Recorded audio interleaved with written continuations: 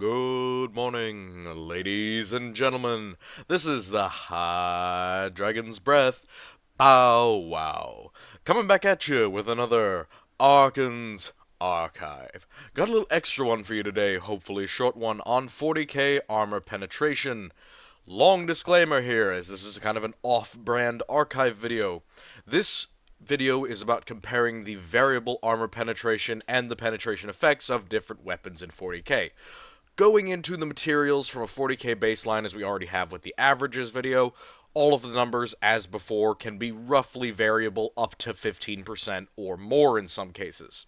Again, these are the rationalization numbers that I use when I talk about how to realistically assess things in canon. These numbers don't have to be your numbers. Range and penetration numbers are generalized, and I'm going to show you how I actually calculated them in a little bit. One more disclaimer, weapons are assumed to be armed with the basic or regular armor-piercing high explosive, or armor-piercing ballistic capped high explosive, or armor-piercing ballistic capped, whatever else. Basic rounds. Or just ball ammunition in the case of rifles. So, energy weapons. These were calculated using a laser engraving depth generalizer.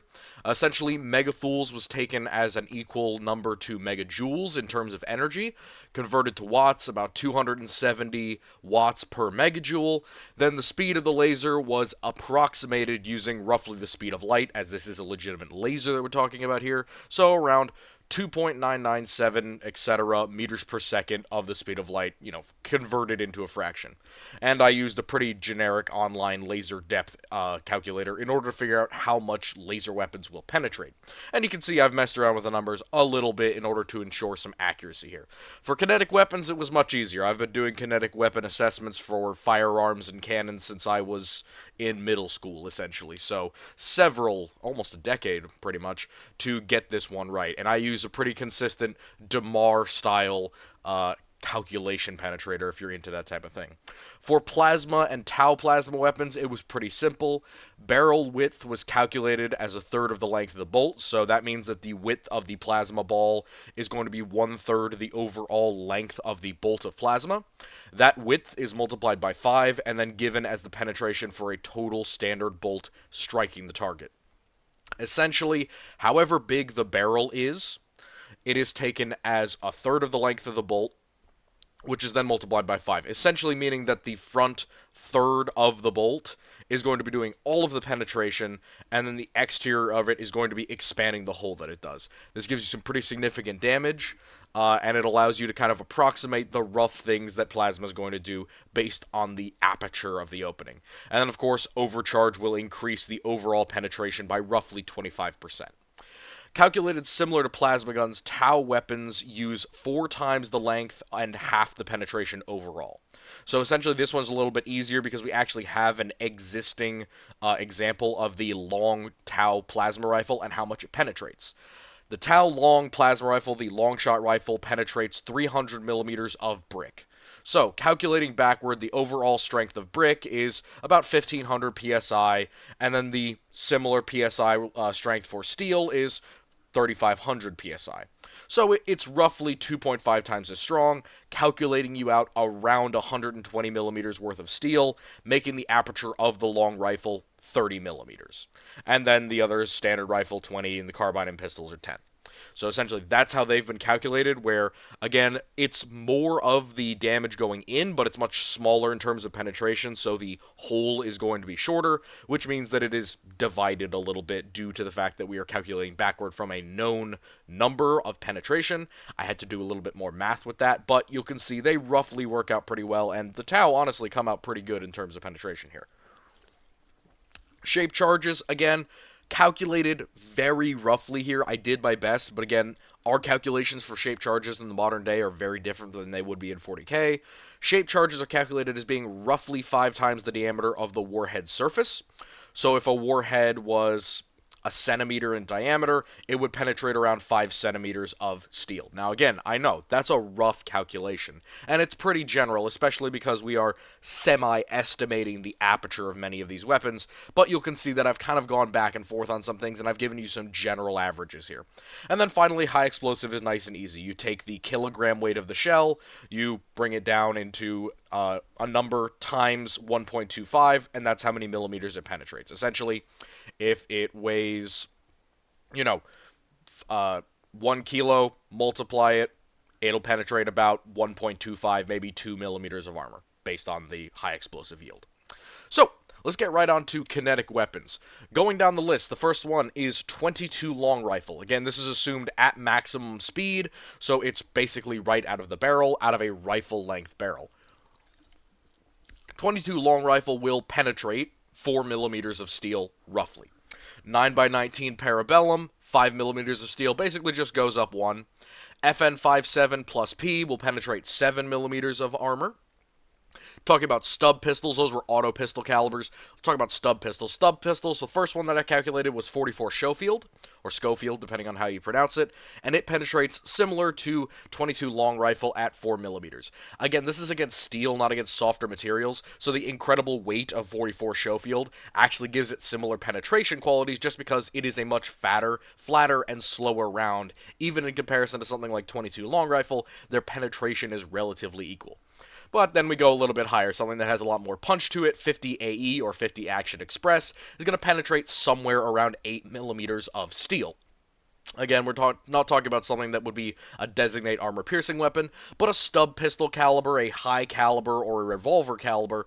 50 AE is definitely possible. Finally, moving into one that's even larger than that, 454 Kasul, or Kaskul, depending on how you pronounce it and how the company wants to name it, is penetrating about 9 millimeters of armor, roughly. Again, this is armor steel, so like Kasul and Schofield, they have the same issue where they are relatively big, fat, heavy rounds, but they're not traveling at extreme speeds, so even a much smaller round like FN57, small object going very fast, can penetrate quite close to something as big as 50 AE, just because of the speed that it's going at. For auto rifles, moving on to those intermediate cartridges. Start off with 8mm Kurtz. Penetrates about the same as the 454 Kasul at 9 millimeters of armor. Armor-piercing 556, or light green tip to a degree, is going to penetrate somewhere around 10 millimeters of armor. Again, this is something that might have a core, that might have a solid tip, but in general is just traveling a lot faster than standard 556. And again, that idea of having a small round going at extremely high speeds, it'll penetrate around 10 millimeters of armor.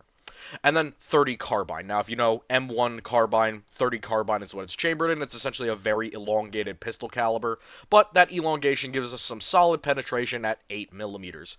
That compares pretty favorably with something like 50 AE, and all of these pistol and short rifle calibers are going to have relatively similar impacts and damage upon getting into a target. Again, 556 is going to have a little bit of a different effect than some big fat round like Schofield or 50 AE, but in terms of overall damage, you could argue it either way. Stub rifles and bolt actions. Now, these are the more traditional rifles, much longer than the auto rifles because they don't have to be in an intermediate cartridge and they don't have to feed fully automatic, basically ever. First one on the list is 303, standard 30-30 or 303. Penetrates around 12 millimeters of armor. Pretty significant round there. It is traveling relatively quick, but it also has a smaller diameter than other rounds, so 12 millimeters of armor. 8 millimeter Mauser, good old-fashioned standard Mauser cartridge, is penetrating around 13 millimeters. Now again, you could argue that that is with specific variants, but I am picking the most accelerated standard. So in most cases, I'm not picking the slowest round out of the list in terms of velocity. I'm going with the round that has the most velocity, and usually combining it with the round that has the most weight. I'm not mixing and matching bullets here. I'm just using, the fastest possible 8mm Mauser round, and then seeing if there's one that is also fast, but also has more weight to it, because those are the two things that really determine how much it can penetrate. So, 12mm for 303, 8mm Mauser is penetrating only a millimeter more. And then 600 Nitro Express. These are your first, elephant guns. These are going to be huge, a lot of grains behind these rounds, and they're traveling relatively fast, but they're also fat, not really that well pointed, and they weigh probably 4 times as much as 8mm Mauser. Its weight and velocity actually gives it a penetration of 16 millimeters, which is pretty impressive for a rifle caliber. And considering the things that 40k actually has in terms of animals that you would hunt with something like 600 Nitro Express, that's not all that surprising. If I'm hunting groks, or if I'm going out and trying to put down certain tough beasts or enemies, yeah, 600 Nitro Express is probably going to be what I go for. Even if I have a bolt-action rifle or a breech-loading rifle, some stub rifle, 600 Nitro Express might be what I need to do, because at longer ranges, it's going to retain more punch. And at shorter ranges, it can penetrate up to 16 millimeters of steel armor. Light and medium stubber calibers. Really, these can be any auto or stub rifle caliber, so anything in the previous two, the 8mm Kurtz, armor-piercing 5.56, 30 carbine, 303, 8mm Mauser, or Nitro Express. Again, you could have a medium stubber that's chambered in Nitro Express. It would just have to have a little modification to it. But the two big ones here that I wanted to talk about were 7.62 by 54 and 7.62 by 39. 7.62 by 54 is penetrating around 13 millimeters of armor. So it compares pretty evenly with 8mm Mauser in terms of penetration, whereas 7.62 by 39 AK caliber, as opposed to Mosin Nagant caliber, is penetrating 10 millimeters of armor, more similar to something like 8mm Kurtz. Again, those are almost as close to each other in terms of cartridge and firing platform as you're going to get, so you can see the parallel between an auto rifle and a light stubber. Now let's move up a little bit to the more various heavy stubbers. Now we've already talked about how light stubbers have to be mobile, medium stubbers just have to be improvement over a light stubber. Now let's get into the real heavy stubbers, the ones that have to use a much higher caliber. The smaller one that I would see here, and the one that could be analogous to 600 Nitro Express but a little bit shorter, would be 8mm steel. 8mm steel is essentially a slightly heavier 11mm bullet, and it will penetrate around 10 millimeters of armor. So this is not going to be a heavy stubber that's going to be ripping through enemy body armor all that easily, unless it's very light body armor, but it is going to be pretty analogous to something like an auto rifle or something like a medium stubber caliber like 7.62 by 39, just because it is much heavier without going all that much faster. 12.7 millimeter slap. So slap is a program that was designed to give the M250 cal a lot more armor penetration, so it went from penetrating around 18 to 20 millimeters of armor to penetrating up to 26 millimeters of armor. Now in 40k, I think you're just going to have a lot of oversized 12.7 millimeter ammo, so I've put it at around 25 millimeters of armor penetration. But you can already see the significant jump between something like a stub or a bolt-action rifle caliber and a genuine heavy stubber round. And 12.7 or 12.7 slap are going to be penetrating somewhere in the ratio between 20 millimeters and 25 millimeters of armor. The next one up is 13.2 millimeter TUF, 13.2 Tough. 13.2 Tough is something that came around as an anti-tank round during the First World War, and it continued use all the way up until the Second World War, and it penetrated roughly 20 millimeters of face-hardened steel armor plate. Now that's a pretty solid amount, and considering that 13.2 millimeters is actually a much heavier round than 12.7, the only real difference is that it is traveling a little bit slower, and unlike slap, it doesn't necessarily have that hardened steel interior or that almost sabot-like interior of certain slap rounds. So it penetrates 20 millimeters of armor, still pretty darn good and consistent on penetrating light body armor and the weak spots of lighter vehicles, but it's got nothing on 14.7 millimeter steel. 14.7 millimeter steel is one of the heaviest heavy stubber calibers that you're going to get. Again, once you get up into a 15 millimeter weapon, you're really talking about something that is getting very close to being an autocannon. And so 15 millimeter honestly could go either way depending on the actual design and the shell being used, but 14.7 millimeter steel is a pretty good example at penetrating 28 millimeters of armor, which is pretty significant. That will overpen a lot of things like brick, it will damage through a lot of protection, it can even damage most things that are in medium level protection. Moving on to the slightly more abnormal guns, and I'm going to rattle these off quick because we have to get through all of the autocannons plus the bolt weapons, which is a lot.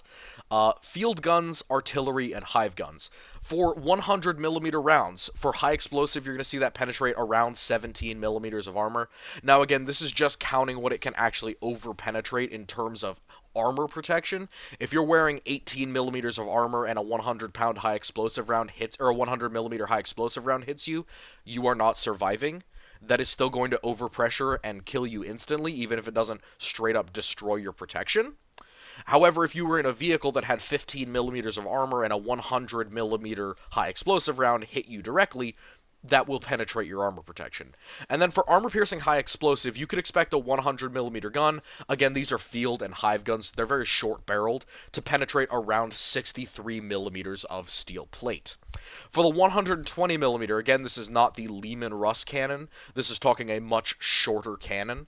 A high explosive for this is going to penetrate around 27 millimeters of armor. So that extra 20 millimeters and those much fatter rounds that you'll get out of 120 mils are going to provide you an extra 10 millimeters of high explosive penetration, but the armor piercing isn't even comparable. 136 millimeters of armor would not be unreasonable for an armor piercing high explosive round of 120 millimeters to be able to penetrate. That's a lot of wallop, and even if you're in something like Astartes plate, an armor piercing high explosive round out of a 120 millimeter short is probably going to put you down quick, fast, and in a hurry. Next, we get to a classic, the short 132 millimeter high explosive armor piercing and the 105 millimeter long. So, the 132 millimeter is going to penetrate 57 millimeters of armor plate with its high explosive. That's a lot. That's penetrating a lot of even medium vehicles if it hits them on the top or hits them on the rear. And with the armor piercing, you're looking at something more in the neighborhood of 105 millimeters. Now again, the 120, it has similar weight to the 132, but the difference is the velocity. The 132 short used in hive guns and artillery is literally chopped in half. It has a significant amount of its length removed, whereas the 120 is basically only a couple calibers shorter than the actual Lehman Russ gun. So with the 132 short, you're losing out on a lot of the velocity, which is why the AP drops so much. And then moving on to a more unique option, the 105 long with specialty armor piercing ammunition. So I've talked before about the Reaver battle tank, and you'll see another round down here similar to it. This would be essentially the armor piercing round and then the much more long specialty armor piercing round. So the long specialty armor piercing round for the Reaver, the 105mm hypervelocity, would probably be penetrating somewhere around 208 millimeters. Now again, that's an estimate. It's not clear how long those barrels are or what ammunition they're using, but from what I can tell, the hypervelocity in the name does actually refer to something similar to an armor-piercing discarding sabot round. Or if it's not an APDS round, it's probably flinging something like a solid shot AP round, which is going to be penetrating 30 to 40% more than an analogous round that is armor-piercing high explosive alone. And then obviously the standard gun down here with that more standard round of armor-piercing high explosive or armor-piercing capped high explosive. At minimum range is going to be penetrating somewhere around 190 millimeters of armor, though again that could be quite variable. That's a specific gun that we don't know a lot about, but I'm kind of guesstimating from similar 105 millimeters. Finally, let's get to autocannons. 15mm rounds, even the armor piercing, is probably only going to be penetrating around 25 millimeters of armor.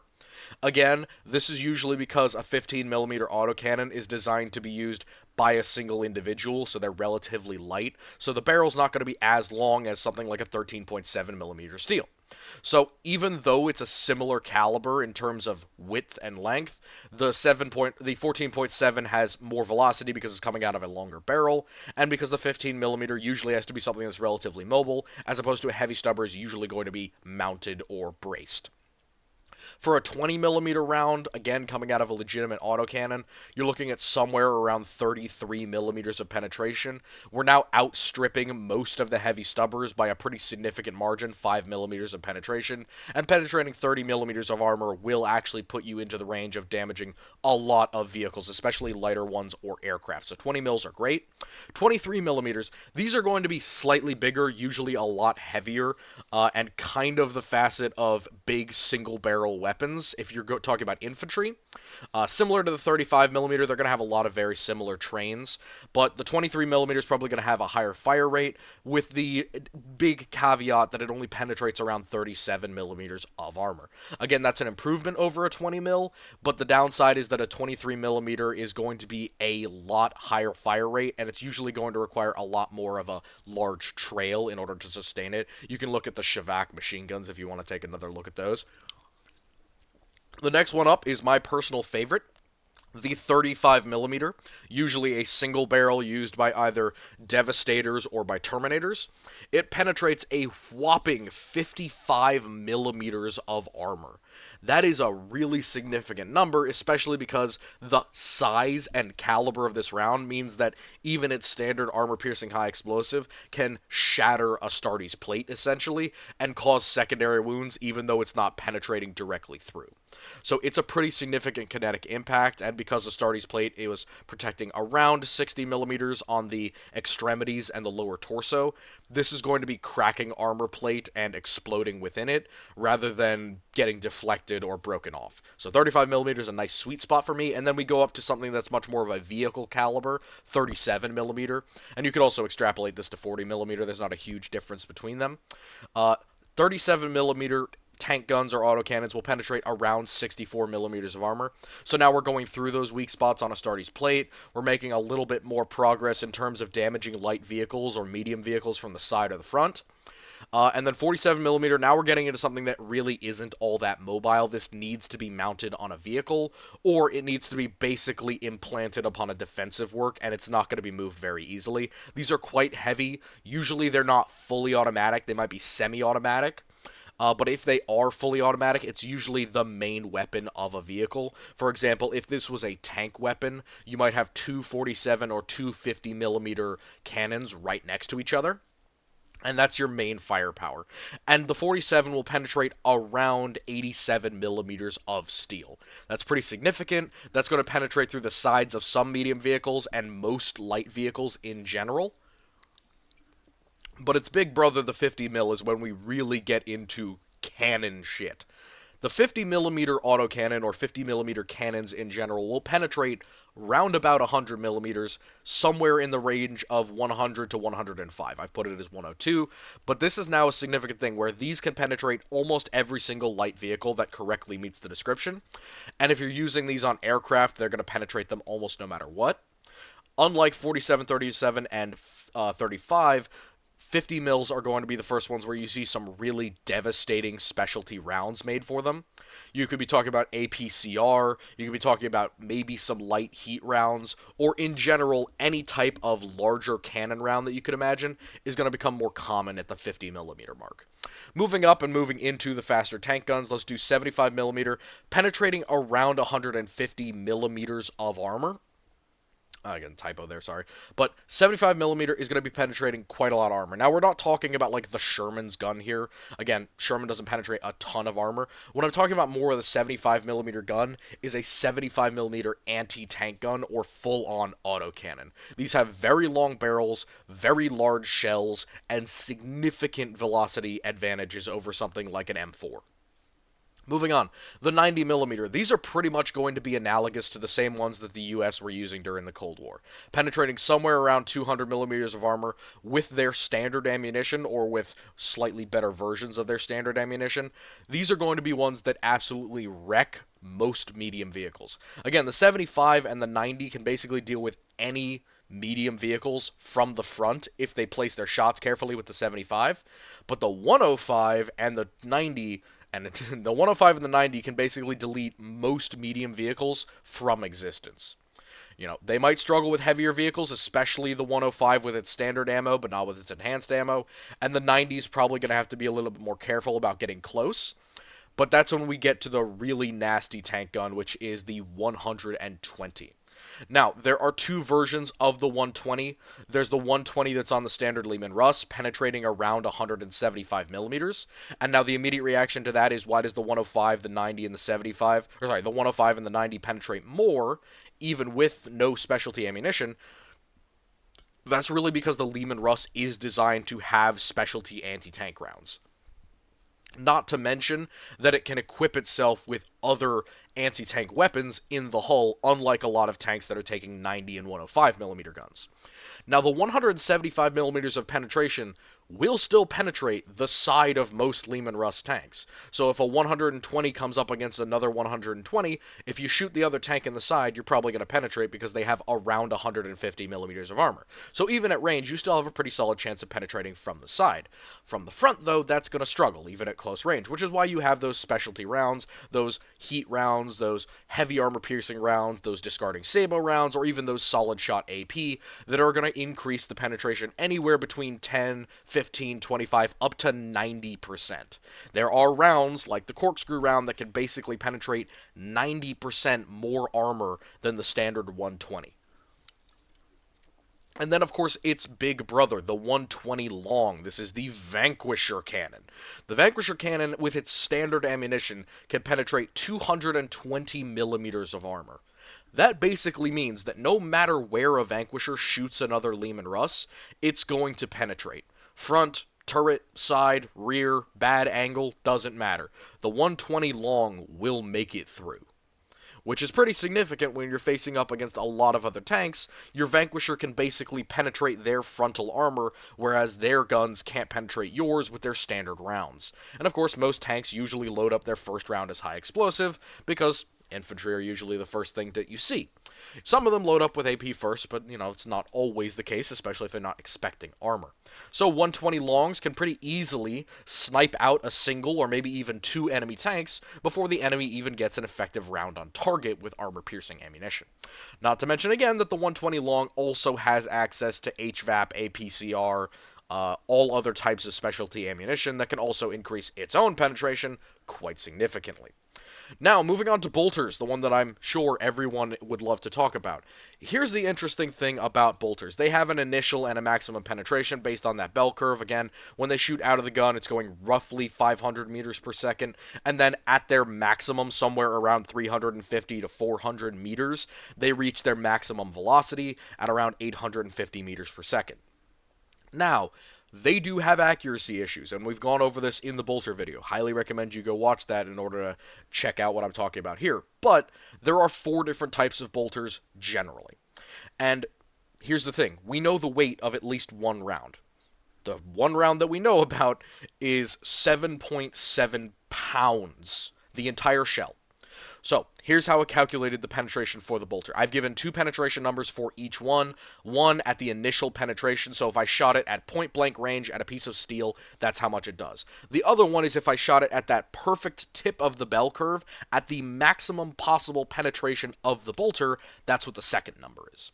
So, special ammunition, again, is going to give you a 15% buff, roughly, to this penetration, based on what type of shell, but the heaviest shell is the 3.5 kilogram of the full 40 millimeter shell, and in general, to calculate the actual weight of the round and the shell hitting the target, minus the jet fuel, minus the explosive charge, you lower the overall weight by 80%, and then you use the shell weight alone, not including casing and explosive, with some numbers swapped for accuracy, and I'll talk about that in a bit.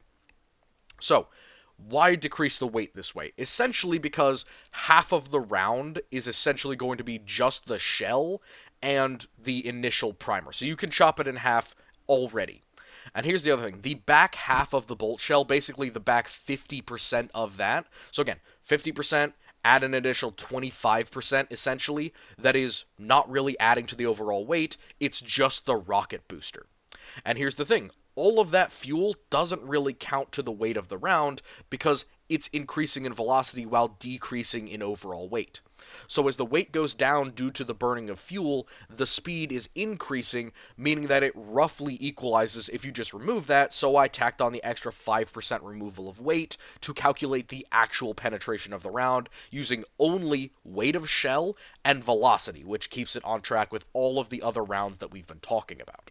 So, the lowest one, the human bolter, and you'll notice I swapped the human bolter and the Astartes bolter in this. There's a reason for that. The Astartes rounds are coming out of a larger weapon, and I calculated them both, and they are roughly similar, but I had to swap them out, essentially doctor them a little bit, so that it makes more sense why essentially the human bolter isn't penetrating more than the Astartes, because when I did the initial calculation, the human bolter was beating the Astartes in penetration like by a significant margin each time.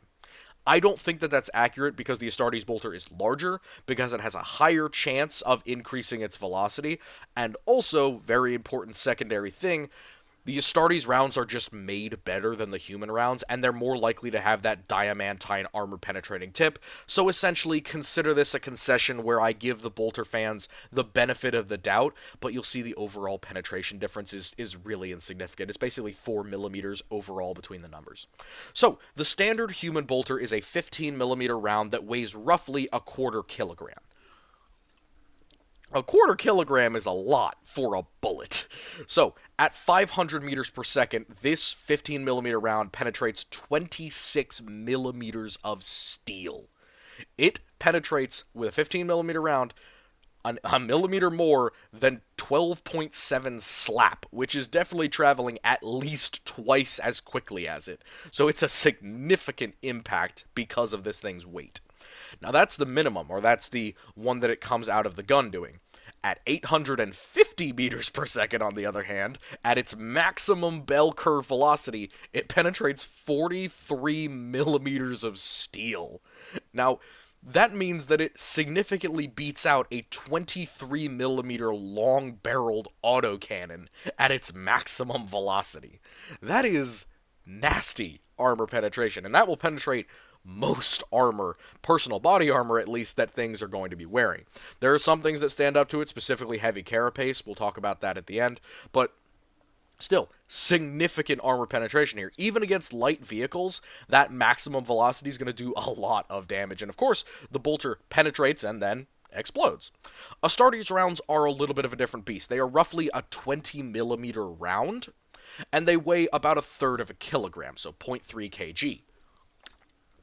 Again, with the swapped out numbers for the Astartes having the diamantine tips, essentially reversing the armor penetration, they penetrate 1 millimeter more at 27 millimeters at 500 meters per second.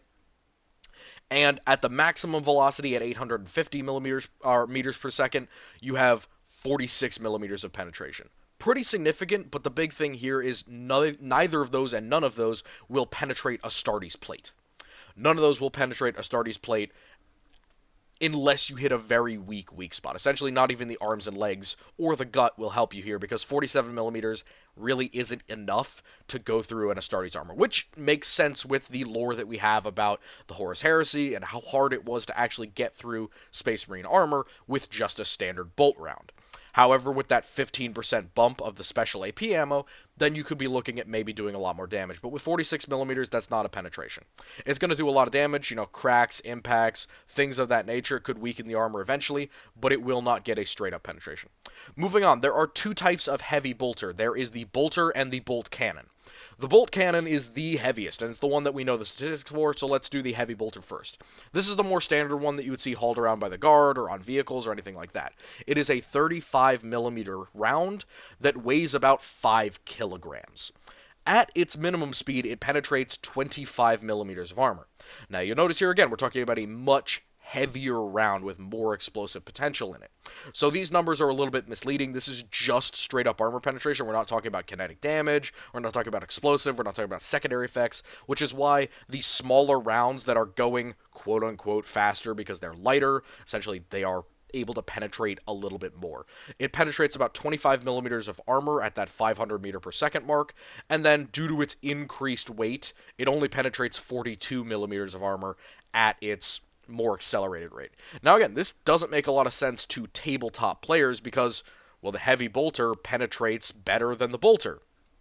It's not actually how rounds tend to work in real life. You could have a small round going really fast that penetrates more than a large round going a similar or the same speed. That's just because bigger objects have a harder time penetrating through armor protection. And you'll notice this was something like APDS, even though it's the size of like a bullet, a 20 millimeter round, it's coming out of a tank cannon, which means that it is accelerating it to 2,000 something meters per second, and it's able to slip right through armor protection like it's not even there. Which is why these smaller rounds are going to be penetrating marginally more armor than these big fat rounds, even though the big fat rounds will do more damage, even if they don't penetrate. And then the next one, the absolute pinnacle, the heaviest bolt round available, is the point where that bell curve of weight comes comes back to be in the distribution again. The 40mm bolt cannon, the .7 kilogram round, is penetrating 29mm of armor at 500 meters per second.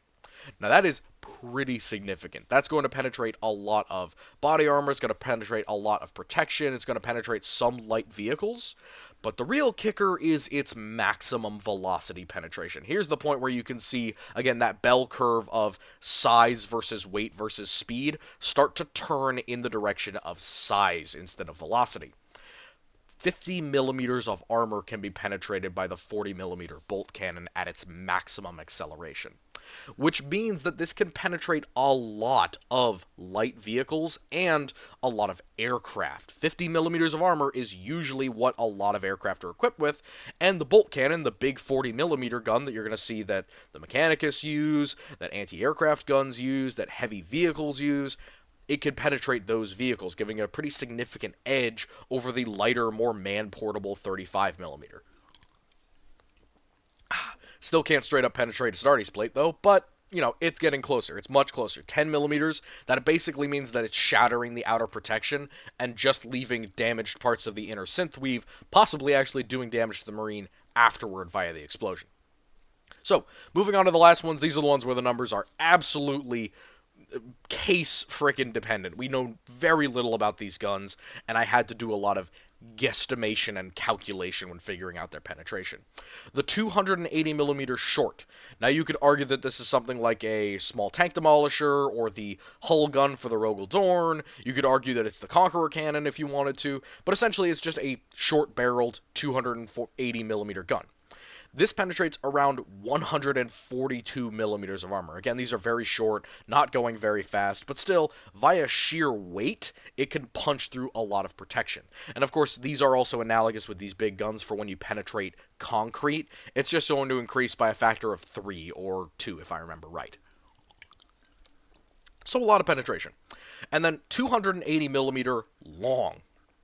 280mm long is essentially going to be for large, heavy siege guns. These are big, big guns. Something similar in terms to like a Demolisher or a Medusa that's been increased to be a field gun. You're not going to see these as much on things like tabletop or canonical lore, but we know that they exist because heavy siege guns are definitely a thing that the Imperium uses. The long version essentially penetrates 190mm more. Even though it is a much longer gun, it's still a 280mm round, so it can't accelerate it that quickly. It's definitely going to be dealing with the absolute weight of a 280mm shell, which our next ones in the list don't have to worry about as much. The 360mm rocket assist round. The 380mm rocket assist round includes things like the Demolisher cannon. The Demolisher cannon, with its high explosive round, or with its armor-piercing round, it's not exactly clear, can penetrate 152mm of armor. Think about that for a second. The Demolisher can straight up penetrate, destroy the armor on the side of a heavy tank. And that's, you know, not the long gun on the Baneblade. Let's talk about the long gun. Now again, these are rocket assist rounds, so they're essentially shooting out at a certain speed and then dramatically accelerating. For shits and giggles, the 240 kilogram 1,200 meter per second specialty AP shell for the 380mm long penetrates 463 millimeters of armor. That will penetrate a lot of super heavy vehicles. Knights, Titans, you know, small escort craft that come into the range of the mighty Baneblade. So, pretty significant there. Matter of fact, it actually proves that the Baneblade can penetrate itself with its specialty AP rounds. And then finally, the special ammunition for the specialty ammunition includes the HE pen for the 380, which is 120 mil. Sorry, the Rocket Assist 360 is the Demolisher, and that penetrates 152 with standard rounds. Then the specialty ammo, kind of the depleted uranium Sabo version of the 380 Rocket Assist, is going to be penetrating around 880 millimeters. Again, dramatic over penetration for basically anything. This is taking something that in our day is a high velocity tungsten round and basically scaling it up to 380 millimeters and then accelerating it somewhere around 2,000 meters per second. So very, very fast. And the last one, or the last two, high explosive penetration for the 380 mil is going to be 120 millimeters. Again, the penetration doesn't really matter with the 380. It's more the fact that you're exploding, almost 100 kilograms of high explosive right next to a target. So while it might penetrate it in various portions of its armor, especially if it's a medium vehicle, it's also just going to flip heavy vehicles like a coin. Because it is that much kinetic energy being unleashed with the high explosive round, but it also matters for hitting things like other enemy super heavies or for knights and titans. So the high explosive can still absolutely obliterate a knight if it gets a direct hit. And the last thing, heat. Heat, a roughly 180 millimeter aperture will give us 900 millimeters of penetration. However, this is not kinetic penetration. This is energy penetration, which, if you know anything about what I've talked about with 40k, a lot of the armor is geared towards protecting from heat or energy. And yes, for all of my analysis, heat rounds, shape charges, plasma, lasers, they are all heat or energy weapons, which things like ceramite are directly intended to protect against. However, at this caliber, 900 millimeters is probably too much for almost anything to deal with. So, let's move on to energy weapons, the fancy one. No one ever talks about how much armor the lasgun can penetrate. We're going to talk about it right now. Again, the numbers are essentially the megathule range for the weapon, the wattage of the laser, and then the penetration given at its absolute maximum, aka given at like 100 meters, and then the down 2 essentially means that at 500 meters plus, it's going to decrease by about half. So standard infantry ranges are about 500 meters. However, once you get out beyond 500 meters, the lasgun will begin losing its penetration out to its maximum firing range, which is probably somewhere around 1,000 meters. At 1,000 meters, you're still going to be penetrating the down 2 number, but it's going to be kind of a scale as we go further away from the weapon's discharge. At scorch or minimum power, the lasgun has 5 megathules of energy, roughly, and it will penetrate 5 millimeters down to 2 millimeters of armor. Now again, Scorch mode or minimum power lasgun or lower power las pistol is literally just made for things like crowd control. It's designed to hit a lot of different targets, not necessarily lethally, but enough to make them screw off. So it's used to attack small animals that might be endangering the guard but aren't necessarily worthy of an actual round. Again, because the lower power of these rounds will save you more ammunition in the long run. So 5 down to 2 for that absolute minimum power, that kind of scorch mode with the lasgun. The next one up is las pistol standard, and the absolute lowest lasgun setting other than scorch. This is twice as powerful as scorch, with a megathule range of 10, a wattage of 2,800 watts, and penetrating 9 millimeters of steel armor. Now again, this is the lower setting of the lasgun. There are generally 5 settings on the better lasguns, things like the Type 3 or certain versions of the triplex. They will have 5 settings, others have 2, some have 1 or 3, it just depends. But the absolute maximum is 5. It goes from scorch to low power setting to standard to first high power setting to maximum power or second power setting. So this this lower lasgun power setting or las pistol setting can penetrate 9 millimeters down to 5 millimeters. Now again, does it matter range-wise whether you're firing out of a pistol or rifle? Unlike kinetic weapons, it kind of doesn't. So if I'm firing a las pistol, it's going to have the same range drop-off as the rifle generally. That doesn't hold true with all laser weapons. Obviously, something like the long las just has more energy to work with to begin with, so it doesn't have that much of an issue. The standard lasgun setting, the standard lasgun or the heavy las pistol, this is a thing that has been brought up in the modern lore. There are heavier, much stronger versions of las pistols that aren't quite hell pistols yet. They kind of look like the back half of a Mars pattern lasgun that you've chopped the rear off and skeletonized the front half. Similar to that, just with a smaller barrel. They have 19 megathules of energy, 5,282 watts of power, and 18 millimeters of penetration. down to 9 millimeters. Now, again, if we go back to kinetic, 18 millimeters of penetration is on par with something like 600 Nitro Express, or with, a lot of lighter, heavy stubber rounds. So it's a pretty significant penetration range for the standard lasgun setting. Even if you're firing at extreme long range, you're still penetrating 9 millimeters of armor, which can still damage somebody who's in light body armor or behind a thin wall or something like that. So even at very long range, it still hits with the same power as a full-powered rifle cartridge in terms of armor penetration. The first higher power setting, or the kind of medium-high power setting, is 21 megathul, 5,838 watts of power, and penetrates 20 millimeters of steel, down to 10 millimeters at long range. 20 millimeters of steel is very significant in terms of penetration. We're talking about going through a lot of light body armor now. Definitely anything that the average cultist is going to get their hands on in terms of like a standard sappy plate or some random sappy plate.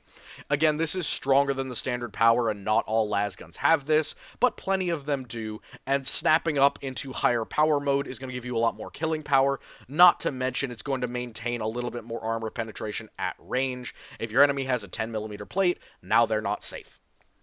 Maximum power, or the second power setting, the 28 megathul. This is one of the strongest standard lasgun powers that you can get, and it is the radius in which the Lucius pattern actually operates in.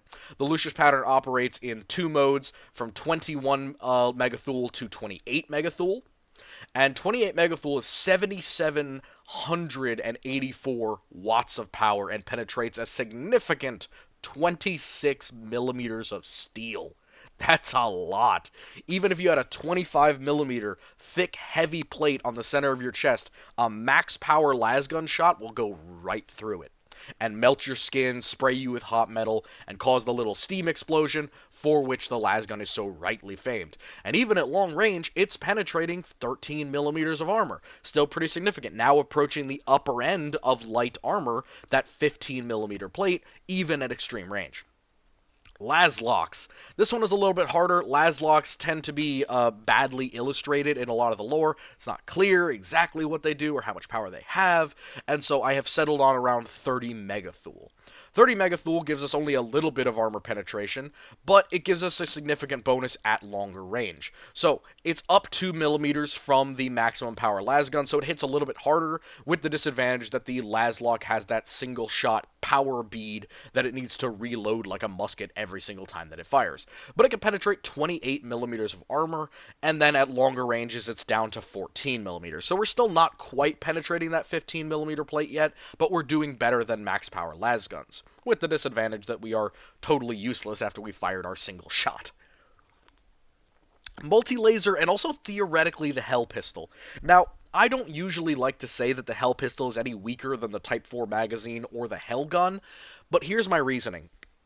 It might have slightly less power in order to keep the weapon from literally melting. Because it fires in a continuous beam, effectively every single shot that it takes is going to be 1.5 shots with other weapons. So think of it like this. For every one shot that I take with a Hell Gun, I am effectively for every one shot that I'm taking with a Hell Pistol that lasts maybe like a half a second, I am taking 2 shots with a Hell Gun in roughly the same place. Now that's assuming I can keep the same exact point of aim, which isn't likely, but for this reason, I've kind of put the Hell Pistol down with the multi-laser in terms of firepower. Raw energy firepower. The multi-laser has 38 megathuls of energy, putting it at 10,564 watts, penetrating 35 millimeters of steel, down to 17 millimeters at longer ranges. 35 millimeters of steel is a significant amount of armor to melt through. If you had something like a steel shield, a body plate, heavier body armor that might be on something like an Ogryn, multi-laser is going to rip right through it. And because of the increased energy, you're not talking about a very significant steam explosion that could do things like blow off limbs or shatter internal organs by melting them or flash frying you. Significant amount of damage here, not to mention the fact that the multi-laser is ridiculously high in terms of rate of fire, and it's going to be spewing out literally hundreds of rounds every couple of seconds. So, 35 millimeters of penetration, and hitting the same target multiple times in the same salvo. Moving up to one of my absolute favorites, we have the Type 4 magazine in standard las guns and hotshot las guns. Now you could argue, and I actually usually do, that if a weapon is intentionally designed to take Type 4s, aka it's a hotshot las gun and not a hell gun, that it has the same exact damage as the hell gun. Now, I think this is kind of true. However, as a concession, I've put the hotshot kind of as an in-between. Similar to the hell pistol, you could argue it either way. Myself, personally, I think that the hotshot is probably going to be producing the same damage as the hell gun, but I've put it with the Type 4 magazine because that is the ammunition that it uses, and if it's ammunition dependent and not gun dependent, which I cannot determine, I'm going to leave them together. But the Type 4 in standard las guns will generate 50 megathouls of energy, 13,900 watts, and will penetrate 46 millimeters of armor down to 23. This is penetrating light vehicles now. We're going beyond the thing of like, oh, it might penetrate after a while. No, a single shot with the Type 4 can penetrate some light vehicles, and it will definitely penetrate almost every civilian vehicle that somebody might be in. Not to mention, it will do that and then penetrate most body armor. It will make a mockery of most even medium Imperial protection, and it is a very significant impact upon enemies. Whether you're firing full auto or semi-auto, it's a lot of sit-down power in the Type 4, for the exchange of being a little bit unstable. I am a big Type 4 fan, so you can understand 46 millimeters is a tasty damage ratio. Not to mention that 46 millimeters used against a Space Marine gives you a lot of opportunities to penetrate in areas after you hit them a few times or that have been damaged or wounded. Hitting joints, fingers, sections of light armor, portions of the face and head, 46 millimeters will get right through it. Speaking of things that go right through it, let's talk about the hell gun. 60 megathouls of energy, 16,680 watts, penetrating 56 millimeters of steel.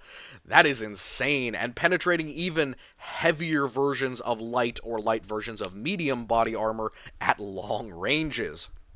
This is a lot of damage, and it's a significant amount of put-down power with the advantage that a true hell gun, unlike some hotshot las guns, will usually be able to fire full auto. So, nasty, nasty weapon. This is now getting very close to just outright penetrating Astartes plate. It is getting so close, in fact, that I would argue that a shot to the arm, shot to the leg, thigh, or gut plate is going to be felt by a Marine. 100%. It's going to be a sharp, stabbing pain, and then the second round is probably going to go right through. Because you're melting it now down into that internal skein of metal, and that extra protection, that layer of protection that isn't ceramite, is going to react much more poorly to a laser than something thermally conductive like ceramite will. So, hell guns, like I've always said, are very effective for taking down even heavily armored enemies. You just gotta be consistent and persistent in order to put them down. Now again, shot to the leg with a las weapon is gonna put down a raging Space Marine, but 5 or 6 shots to the stomach that blow his internal organs out or flash fry his lungs, that's going to do a lot more damage. Shoot him in the face, get a couple shots in on his head, that's a penetration and probably either a maim or a kill with a hell gun. Significant armor penetration with these things, which is reasonable given their tabletop stats. Finally, for the more reasonable handheld weapons is the long las gun, or the long las. The long las, I don't have it written here, but it has a megathoul range of 75 megathouls. Even higher than the hell gun by 15, higher than the Type 4 by 25. Now again, this is the thing where the long las gun uses hotshot packs, but it is tweaked in such a way to give you a lot less rounds. Again, hotshot las guns usually will have somewhere around 25 to 50, maybe even the full 100 rounds if they're well designed.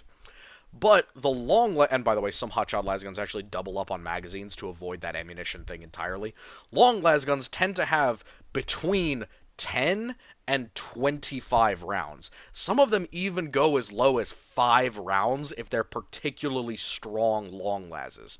And again, they come in different varieties and specialities based on the lasgun that they're derived from, but in general, they will penetrate 65 millimeters of steel down to 32. That's wild. That penetrates basically any medium body armor at long range. And at close range, again, out to 500 meters, you can dome a Space Marine with a long las and kill them instantly, with no issue in penetration. Shoot a Space Marine in the head with a long las gun, and you will probably kill them if you get a direct hit. Shoot them in the thigh, you will absolutely penetrate, and you will blow up their muscles. You might even shatter bone with how strong the long las is. It's no wonder why these guys get sent out to go kill orcish war bosses. One shot to the head, one shot to the heart, a couple shots, and they're down. They're dead. Because this thing is packing a wallop, even though it has very bad limitations in terms of its speed of fire and in terms of its ammunition capacity. It kind of trades out for that, unlike the Hellgun and the Type 4 and the Hotshot. Las cannons, the one that I know everyone was waiting for, because how much armor does the las cannon actually penetrate? Well, here's your answer. 240 megathuls for the las cannon. Again, we're talking something that is 4 times stronger than a Hellgun, and 66,720 watts of laser power. 223 millimeters of armor penetration. Now again, out to 500 meters, that can literally penetrate the frontal armor of the Leman Russ tank in its heaviest position. Shooting a Leman Russ tank in the turret with a las cannon will penetrate, according to these numbers, which is very accurate. The las cannon is a maximum penetration weapon. And even at long range, however, even at the absolute long range, again, 1,000 plus meters, it's penetrating 112 millimeters of armor. Now again, on something like a heavy tank, that's not as impressive anymore. But on something like a Space Marine, or on something like a medium vehicle or a light vehicle, that's instantaneous penetration, basically instantaneous death. Shoot a Chimera in the side, even at, medium range, kind of where it's dropped down from that 223 maximum, you're going to be able to penetrate a Chimera straight up through the front at somewhere around 500 to 700 meters. Pretty significant range, very effective as an anti-armor weapon. Pretty incredible, honestly, how good the las cannon is. Now here's just some ones that I did for fun. I have the Turbo Laser Destructor, which I've clocked at roughly 3 times the strength of the las cannon. It'll penetrate around 670 millimeters of armor, down to 345 millimeters of armor. Now again, Turbo Laser Destructor, it's questionable whether it'll go straight through something like a Baneblade. However, at longer ranges, you can see that it actually is not able to penetrate the Baneblade, because a Baneblade's effective protection against energy weapons is around 400 millimeters. So, at long ranges, Turbo Laser Destructor is not going to be able to do the job, but somewhere around 1,000 or somewhere around 500 somewhere around 500 to 700 meters, it'll probably be able to penetrate. So it's got to get very close. Can't be plinking away at a Baneblade from very long range. And then times 5, again, just add another 2 las cannons, we get the Volcano Cannon. This one, as you can see, 1,100 millimeters of penetration down to 552 at long range. Really significant armor penetration. Basically, it's going to go through almost anything. Some Titans may have more armor than that. For example, I would probably argue that something like a Reaver's Carapace, or the heaviest parts of the Reaver's armor, might be that thickness. Whereas the Warlord and the Imperator are probably going to need to get closer. You're probably going to need to get closer to get that more 1,000 range in terms of armor penetration. But still, very significant. The Volcano Cannon is basically a 5 times las cannon. And then the last one is a lance weapon. I was just told to do this for the absolute funny. These are mounted on ships, or they're mounted on orbital weapons, and it is about 100 times as powerful as a las cannon, roughly. So that means that it is penetrating 2,230 millimeters of steel. That's several meters of steel, and then at long range, it's still penetrating 11,200 millimeters, which is a lot. Matter of fact, that might actually be a little much, but still, lance weapons are basically a ship grade or capital ship grade heavy anti-armor weapon, so it's pretty reasonable, honestly. Moving on from energy weapons to Xenos and exotic weapons. Again, melta weapons were calculated similarly to heat rounds, where the aperture was calculated and then it was multiplied by 5 for the diameter of the quote-unquote heat round. The melta pistol, as a result, has an aperture of around 35 millimeters, and it can penetrate around 175 millimeters. That basically means that it can't penetrate a Leman Russ tank from the front, but it can penetrate it from the sides and basically anywhere else. But even with that, it's still coming pretty dangerously close. The melta gun, on the other hand, yeah. Aperture of 50 millimeters, penetrating 250 millimeters of armor. Basically going to destroy anything that isn't a super heavy vehicle. Again, that's not going to get through the Baneblade's main armor for the most part, because it's an energy weapon and it's very resistant against that. But it will basically trash most heavy vehicles, and it will pretty much garbage trash anything that a human being can wear.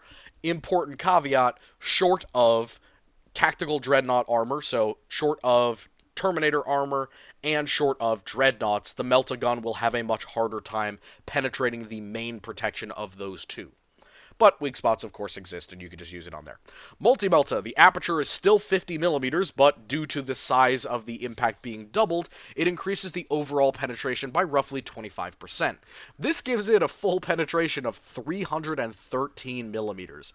Now we're approaching being able to shoot a dreadnought or a Terminator in the chest and having it actually nearly kill them, or straight up kill them. So a multi-melta is very deadly, and basically nothing that a human being can wear will straight up stop it cold, and most vehicles are absolute toast, even if they're heavily protected. The plasma pistol, again, barrel width is calculated as a third of the overall bolt length, which is multiplied by 5, and then given the penetration total as the standard bolt striking the target. Again, plasma weapons, they're a ball of ionized plasma in kind of a magnetic cage. It hits the target, expends some of its energy into the target, and then expends the rest of the energy kind of sloughing into and pushing the armor around to make a big old glowing hole. So it is calculated as if it were 1/5 of the length times, 1/3 of the length times 5. So the width is 20 millimeters, the length of the bolt is 60 millimeters, and that means that the armor penetration is 60 millimeters. Now that will go through the weaker parts, the arms, legs, and stomach of Space Marine armor, even with how resistant it is to energy weapons. But it will be resisted by the main portions, such as the shoulder and chest armor of power armor. And then the overcharge is 75 millimeters of penetration. Again, with the plasma pistol, you're not looking at penetrating a lot of vehicles unless they're light. You could theoretically pop a couple of shots off with the plasma pistol to try and penetrate a medium vehicle, but it would definitely be difficult, and you need to hit in the exact same place twice, so wouldn't recommend it. The plasma gun, however, is a totally different beast. The width of the plasma gun's plasma bolt generator is 50 millimeters, with a length of bolt of 150 millimeters, giving that its full penetration of 150 millimeters. Basically, this will penetrate most medium vehicles, at least on one side. It will penetrate the Chimera frontally, and it will penetrate it from the side, of course. So it's going to penetrate medium vehicles with relative ease, make a larger hole, that kind of stuff. However, the overcharge is where it gets kind of squirrely. The 188 millimeters of overcharge means that if you overcharge, you can penetrate the frontal armor of the Leman Russ as long as you're not shooting at the turret. So the turret is 220 millimeters as opposed to the hull is 180. So if you overcharge your plasma gun, you can shoot a Leman Russ, but if you don't want to overcharge, just go around to the side and you'll be able to penetrate with 1 or maybe 2 hits with the plasma gun. Pretty effective as an anti-armor weapon, definitely a very light way of dealing with medium vehicles for relatively low cost.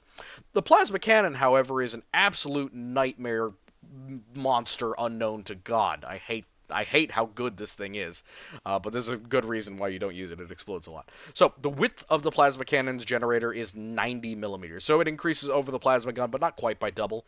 And the length of bolt and penetration is 270 millimeters. Again, this is not really affected by range, but most plasma weapons don't have a range equal to 500 meters.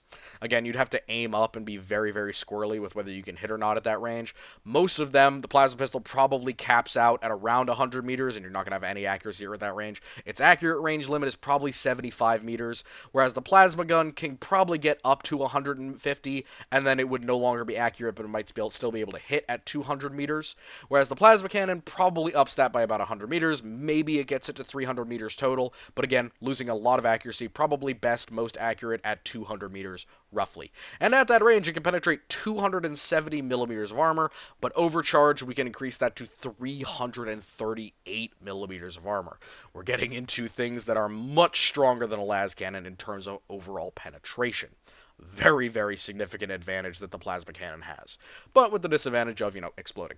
Moving on, crack grenades. Crack grenades have a 15 millimeter aperture, and whatever the explosive is behind it, again, it is a heat round, is a shaped charge, so it's going to be a 75 millimeter penetration.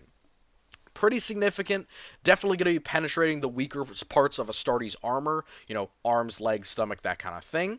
Head, if you want to stick a crack grenade onto a Marine's skull. Go for it. It's definitely death for them. So, pretty significant there, but it's still not going to be penetrating the medium vehicle class. You're definitely going to do something like throw it on the top or rear or the top of the turret in order for a crack grenade to really do its job, and that can be facilitated by things like grenade launchers. Crack rockets, on the other hand, are a very, very different deal. We're now talking about something that has significantly more force and size behind it, and is relatively similar in penetration to a more standard, like, RPG 2, or an RPG 3, 4, whatever, just not an RPG 7. It's not quite to that level yet, just because of the size and the complexity of standard 40k heat rounds. 50 millimeter aperture basically gives you a 250 millimeter penetration. Now again, that means crack rockets can knock out tanks, frontally. Which makes sense with the lore. Crack rockets are a very effective way to get rid of armored vehicles. However, they have the disadvantage of being relatively large, relatively heavy, complex, and very much a one-job or a one-trick pony. They don't have high explosive. They can't be used very dynamically, but something like the tread feather that was used by the Gaunt's Ghost could get up to that. Again, I've used the best version of the crack rocket. Theoretically, you could have ones that penetrate as low as 180 millimeters, but still, almost all crack rockets are going to be able to knock out or heavily damage a Leman Russ from the front, and they will knock out medium vehicles pretty easily by themselves. Moving on, the absolute best version of crack weapons are Hunter Killer and crack missiles. These are no longer something that you can fire by yourself. So, for example, the Imperial Guard have a weapon called a missile launcher that has a crack rocket or a crack missile. That's not what we're talking about.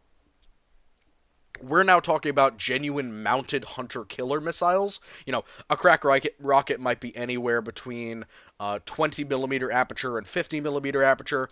The crack missile, things that are going to be coming off of aircraft, things that are going to be coming off of tanks, these are going to have an 80 millimeter plus aperture, which means the rocket itself is probably 120 millimeter, whereas the crack rocket's probably going to be somewhere around 80 millimeters, and the crack grenade is, as we mentioned, probably somewhere around 30 to 45 millimeters wide. And they will penetrate up to 400 millimeters of armor. That is really significant. And even though these are crack rounds and they are, directed energy, so a lot of things are going to resist them, that could still theoretically penetrate something like a Baneblade. Which again, just gives you an example that missiles from vehicles, from aircraft, are still very dangerous to some heavy vehicles like the Baneblade, or super heavy vehicles. Again, that is the absolute best versions. There are definitely worse ones with smaller apertures that just use the same missile optics and versions. And of course, you could be looking at this from different factions' perspective, and not every crack missile is a crack rocket, not every rocket is a missile. You're just going to have to determine that based on what the lore says it actually penetrates. Moving on, talking about Tau things, the railgun. This is the standard railgun, the one that's on your heavy vehicles and on some of your bigger suits. It has a 5 centimeter diameter, it is roughly 92 centimeters long, and it is a 10 kilogram bar of fuck it all. It is basically a 10-kilogram bar of tungsten. It is a projectile traveling at 2,000 meters per second, roughly. Given the size, that's a very significant amount of penetration. And it'll penetrate 373 millimeters of armor at maximum. Now that is dangerous, and that is a lot of protection, but we're not quite to the level of penetrating the Baneblade yet, which is on par with the actual lore, because it takes, as mentioned in the lore, 3 full-sized railgun hits in roughly the same spot, again, hitting the same spot over and over, weakening the armor, to penetrate and destroy the Baneblade once and for all. So 373 is pretty effective. It's going to penetrate most knights. It's going to penetrate some lighter titans. The Warhound probably needs to fear this, but the Reaver might not need to as much unless you hit a weak spot, which you definitely can. But any tanks or even like Malcadors or those kind of things, it'll shred them pretty easily. Rip a hole right through them. The railgun for the infantry. This is basically chops all the statistics in half. It is a 2.5 centimeter diameter round. It is 46 centimeters long, so very significant length here.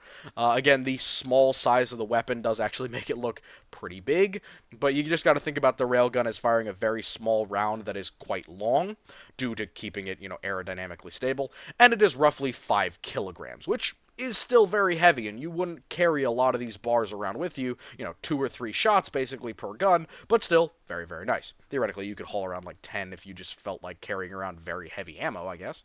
But it is traveling a little bit slower than the tank one, just because of limitations with power. It's traveling about 1,500 meters per second, which means that at that weight, it's penetrating 280 millimeters of armor. Still, that's going to spit a Leman Russ in two. It's basically going to rip through every single piece of its armor, and even with the much heavier vehicles, Malcador, etc., it's still going to penetrate into it, if not all the way through it. Now, there's a lot of argument about the infantry railgun, whether it's good, whether it's bad, whether it does anti-tank things. In general, I think this is a very, very generous assessment of the infantry railgun. I could honestly cut those numbers by another half, and I think it would still be reasonable. But even with the least generous offering to the railgun fans, you are essentially still going to be penetrating over 180 millimeters of armor. Probably, I would argue, somewhere around 195 to maybe 200 millimeters, and that will still allow you to kill the Leman Russ while having one surface on it, the turret, that you can't penetrate frontally.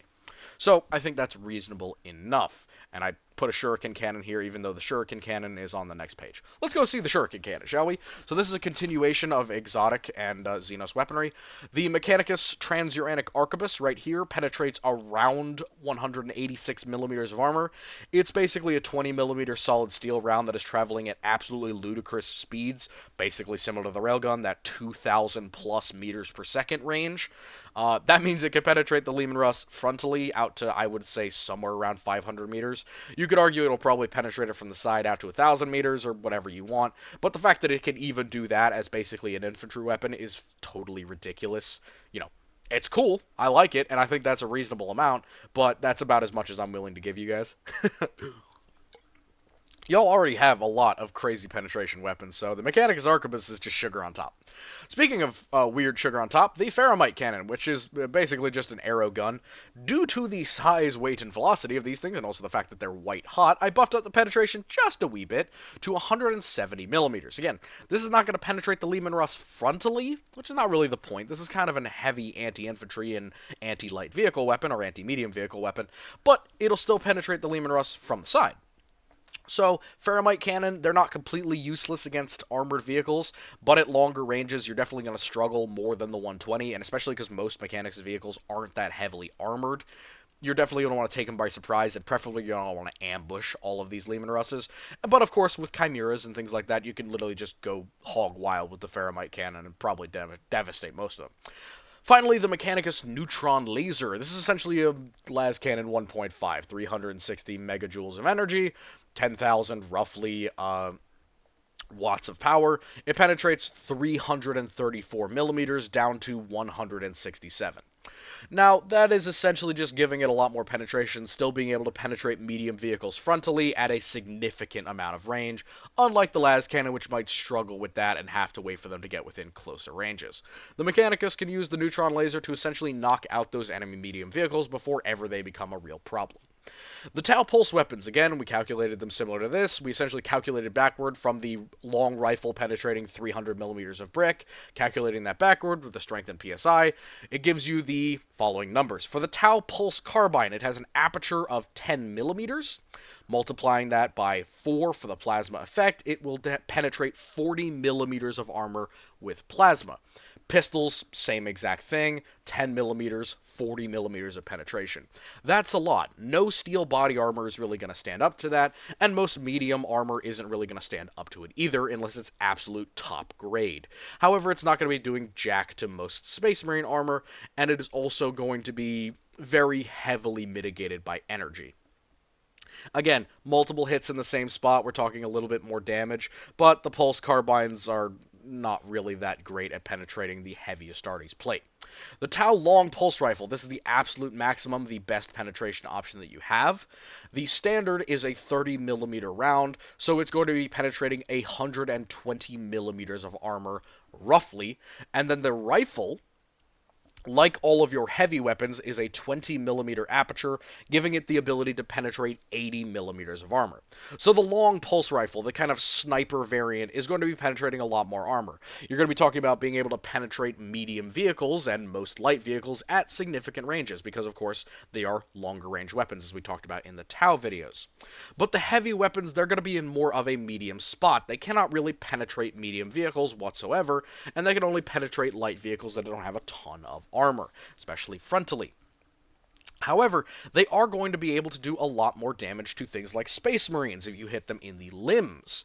However, again, the energy resistance from Space Marine armor is pretty significant, but if a Hellgun can do it in 2 shots, the Tau pulse weapons, the rifle, and the heavy weapons might be able to do it in 1.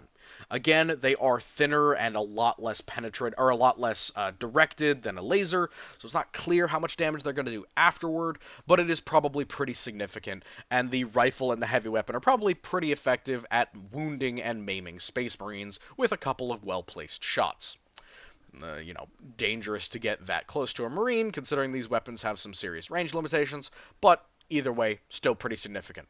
The Vespid neutron laser is the next one I wanted to talk about. It's got kind of that middling 35 megajoules of energy, or megathouls of energy, penetrating around 33 millimeters down to 18.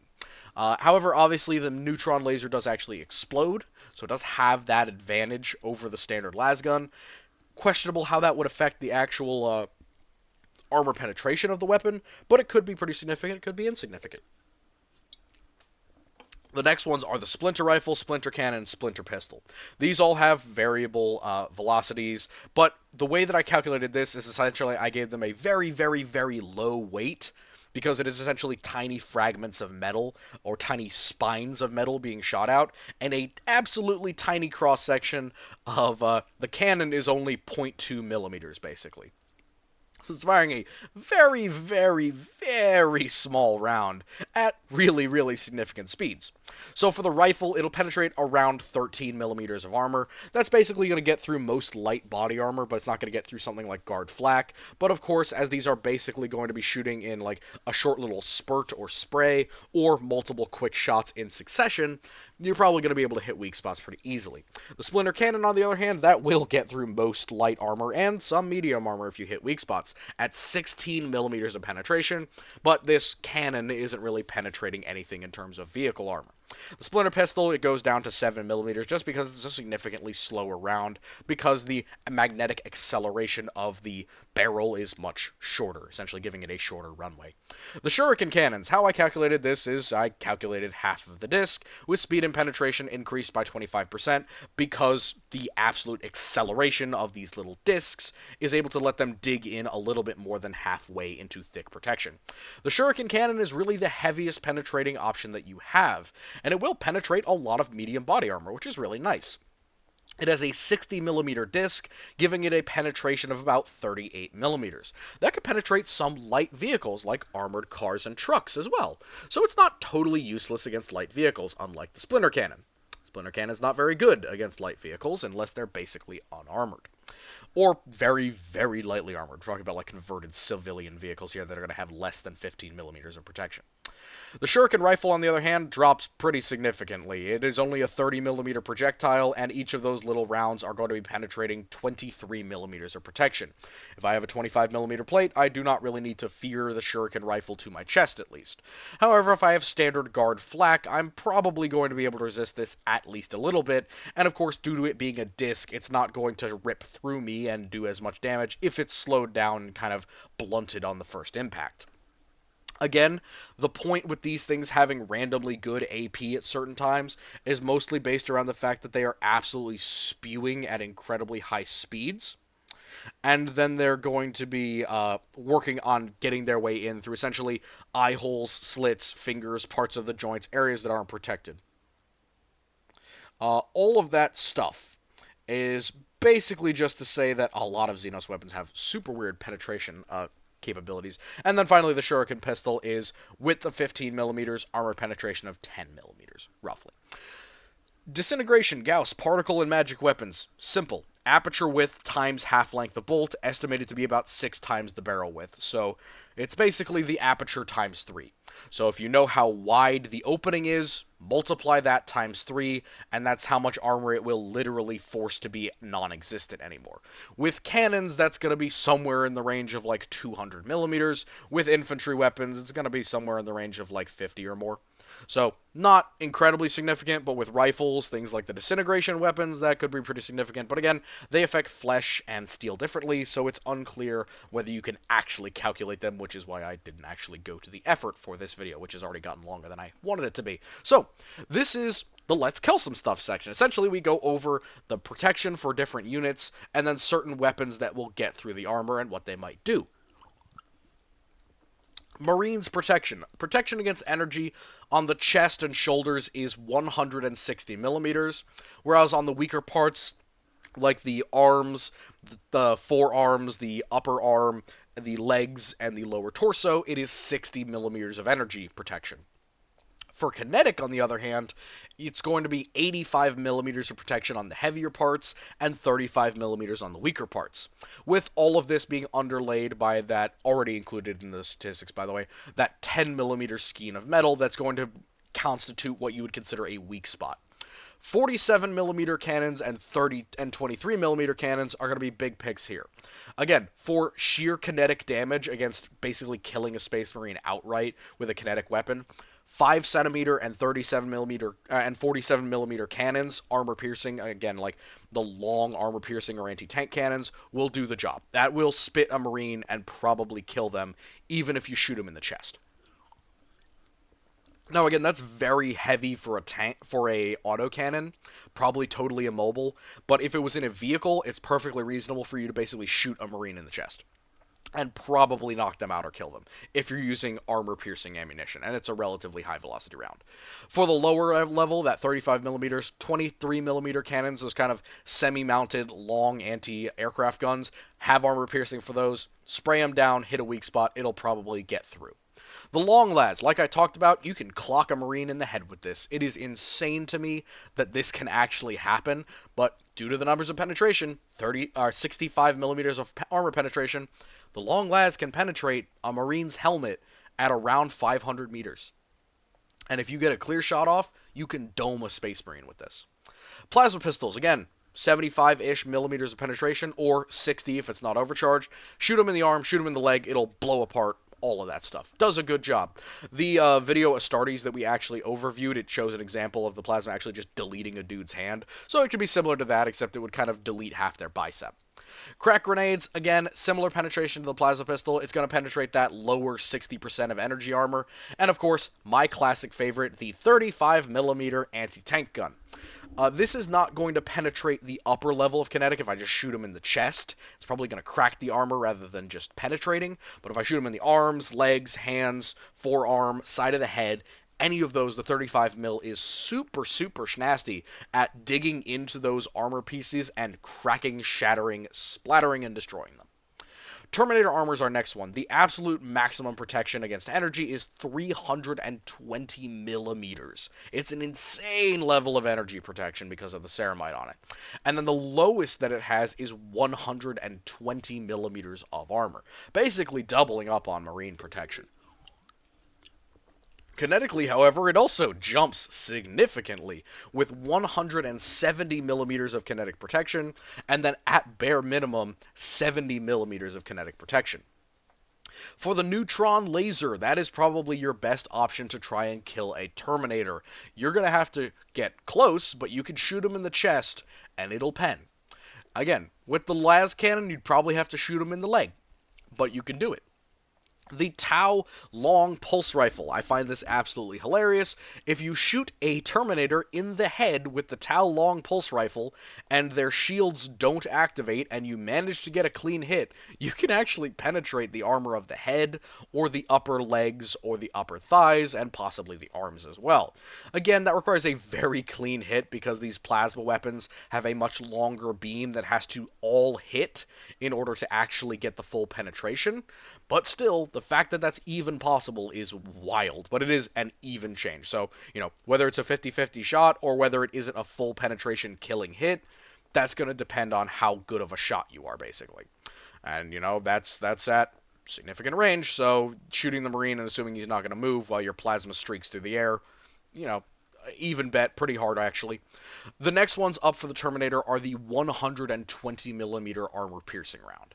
Now again, 175 millimeters of penetration, you put a 120 mil to the center of a Terminator's chest, he's going to die. A Lehman Russ tank cannon that basically direct impacts a Space Marine Terminator from 10 meters away, yeah, the Terminator's dead. That's a straight pen even with the standard ammo. And again, the very specialized version here, those heavier autocannon calibers like the 47 mil are going to be able to penetrate those weaker armored portions like the arms, gut, and the legs. Moving on, the Chimera, our first medium vehicle. It's got 150 millimeters of armor on the front, 100 on the sides, and 50 millimeters on the top and bottom.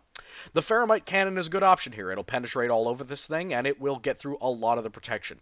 Again, I kind of had to estimate the Ferromite cannon because there's not a ton of detail on it, but I gave it some grace, and even if it was much weaker than I put it as, it'll probably still penetrate the Chimera from the side, if not from the front.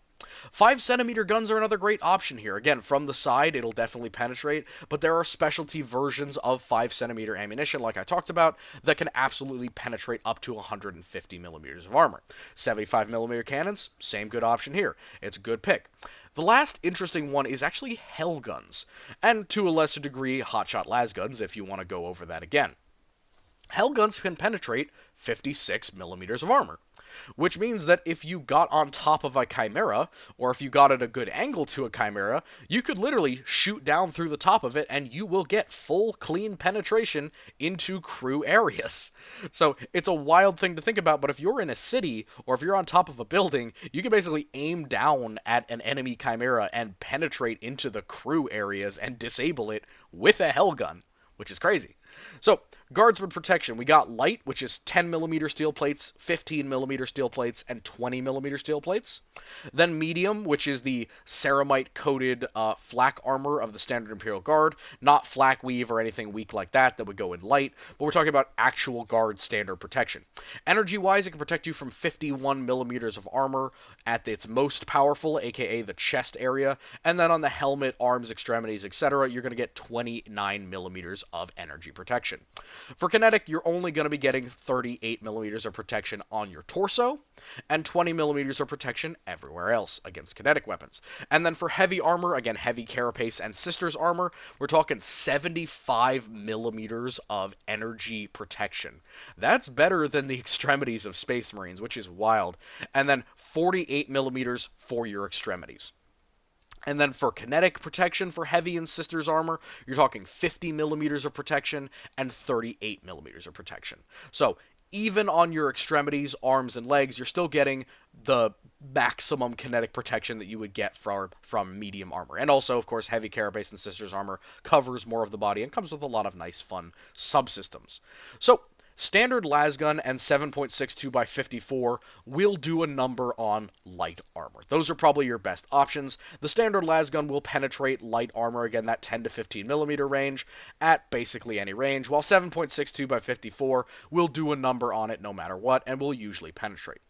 And then for your next ones up, the 20 millimeter protection, that kind of much thicker, sappy plate that some guardsmen might use, that might be in the very heaviest versions of their light flak weave armor, not the hard stuff, the medium stuff, is going to be power setting +1, power setting +2.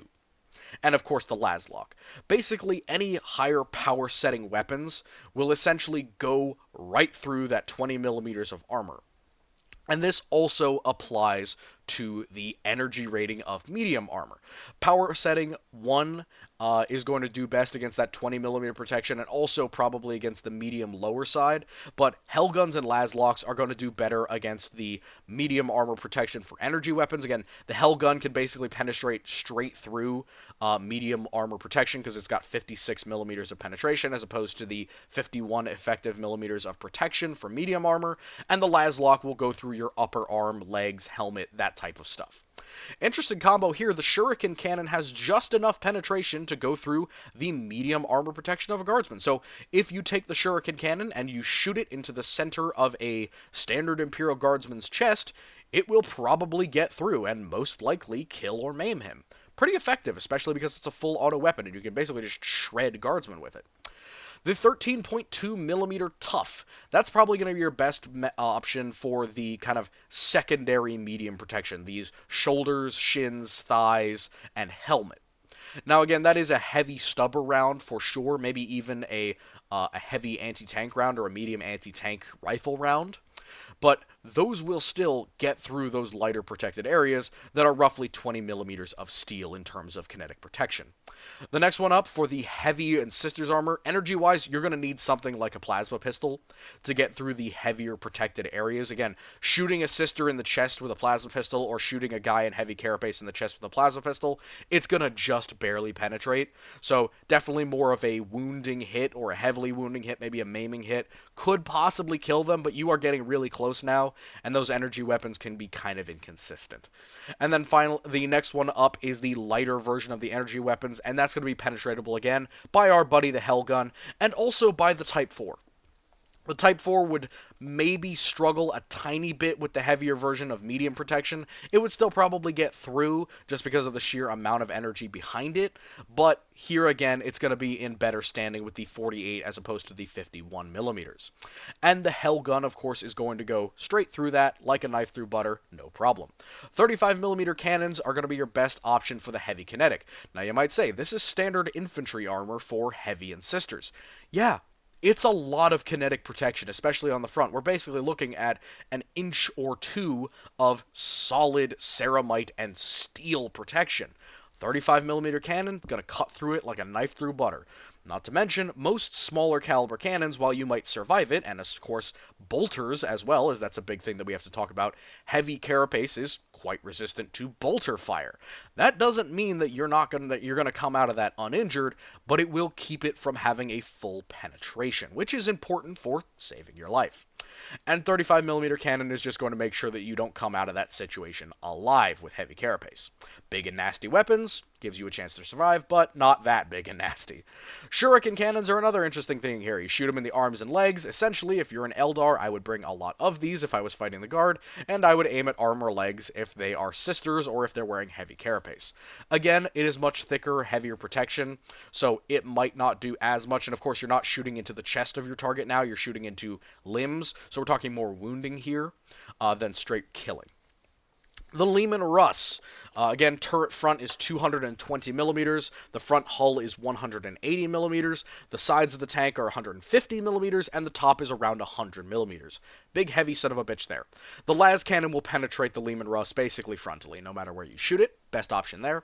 Transuranic Arquebus will take it from the front hull, that 186 millimeters penetrating through the 180 millimeters. Again, that's arguable, but it works just fine. From the side, a 75 millimeter gun will do the job. job.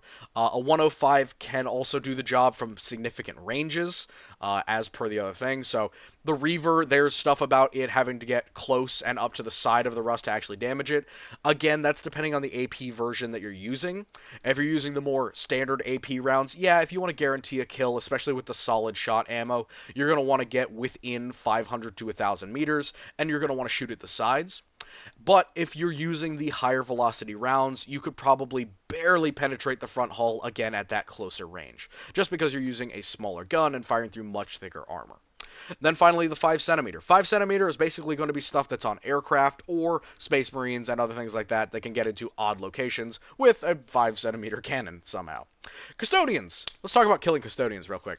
So, energy protection wise, they have 170 millimeters of energy protection on the chest and shoulders, 70 millimeters of energy protection on the arms and legs and stomach. Kinetic protection, they're rocking 132 millimeters of armor equivalent with their Auramite armor, and 58 millimeters on the weaker parts kinetically. For killing them instantly outright with a single shot to the chest, Melt-A-Pistol is your best pick. It overpens by 5 millimeters and is a pretty destructive weapon in total.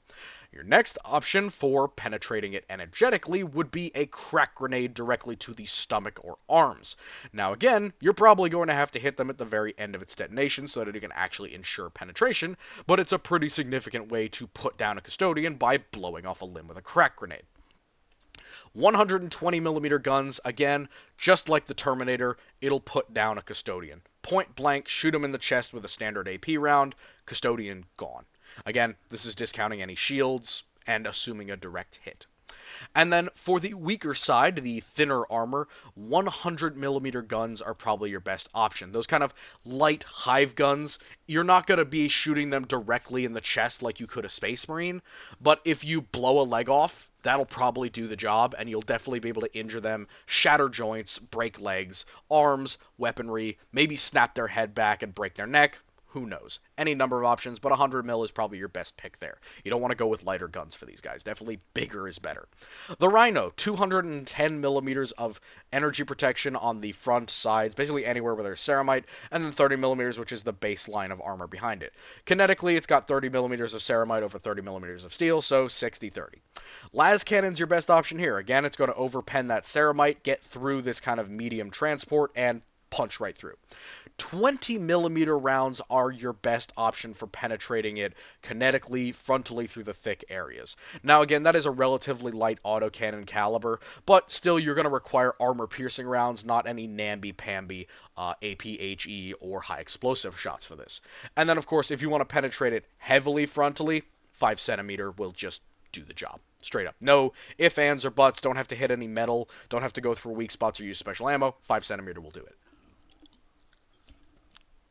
So, Eldar Aspect Warriors. Again, energy-wise, you're looking at 100 millimeters to 50 millimeters of protection. Kinetically, 75 millimeters of protection and 38 millimeters of protection on the limbs. For energy-wise, Plasma Gun will do them in just fine. 150 millimeters of pen with the standard rounds. Put them down quick, fast, and in a hurry. For the lower end, again, arms and legs. Hellgun will do the job. And this is one of the things that I like to harp on. Hellguns are almost a perfect weapon for killing the Eldar. They're fully automatic, they have a ton of penetration, and they have a lot of very few of the issues that kinetic weapons have in terms of travel time and giving the Eldar a chance to jump out of the way. Hellgun, you don't have a chance to jump out of the way. It's traveling basically at the speed of light. You're not faster than the speed of light. You know, you can dodge and get out of the way in theory, but fully automatic weapon. If I drag the Hellgun across where you are, if you can't move out of the way of my angle of fire, you're going to get hit. And because the Hellgun has such high armor penetration, you're going to get penetrated, and that's going to be a lot of damage. So, for kinetics, you're going to have to rely on the much larger 35mm autocannon. It's going to rip a Aspect Warrior in half. I'm going to be straight up with you. Where it blows off limbs and smashes holes in Astartes blade, it's just going to rip a leg off. It's going to blow an Aspect Warrior's chest open. These are things that basically are used by Terminators and light vehicles. So, yeah, they're kind of schnasty, especially with their armor-piercing rounds. It's going to blast them to pieces. And then possibly with the 20 mils, again, 20mm cannons, 23mm cannons, they're getting there in terms of penetrating the lighter portions of Aspect Warrior armor, but you'd probably prefer to use a specialty ammunition type instead.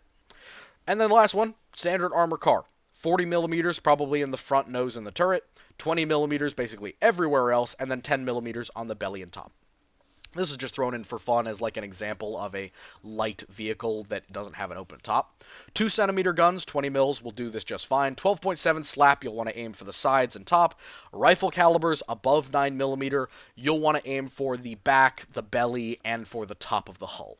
So this is one of the things where rifle calibers aren't useless against all of these things. For example, even with Space Marine protection, there still is a 10 millimeter threshold where if you meet it with a pistol round, a rifle round, a las gun, whatever it is, you'll still penetrate that under layer.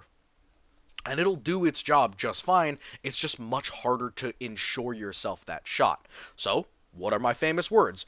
Aim for the fingers, aim for the face, aim for the hands. Or sorry, fingers, face, hands, helmet, anywhere where there's gaps.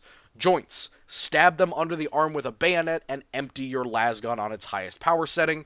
You will probably do some serious damage with multiple hits in the same spot. So, do not despair, small caliber folks. I am always here to support our ability to kill Space Marines with standard infantry weapons. So, this is great. This is not a triple upload. That's a bit of a typo. Sorry. This was going to be part of a dual upload. The next one's probably going to have to wait till the next day, but it is the alternative video. It's going to be a Star Wars video. I do not need to sleep. I am a man without any sleep. But other than that, you guys have been so great. I appreciate your patience, and I wish you all a lovely good night.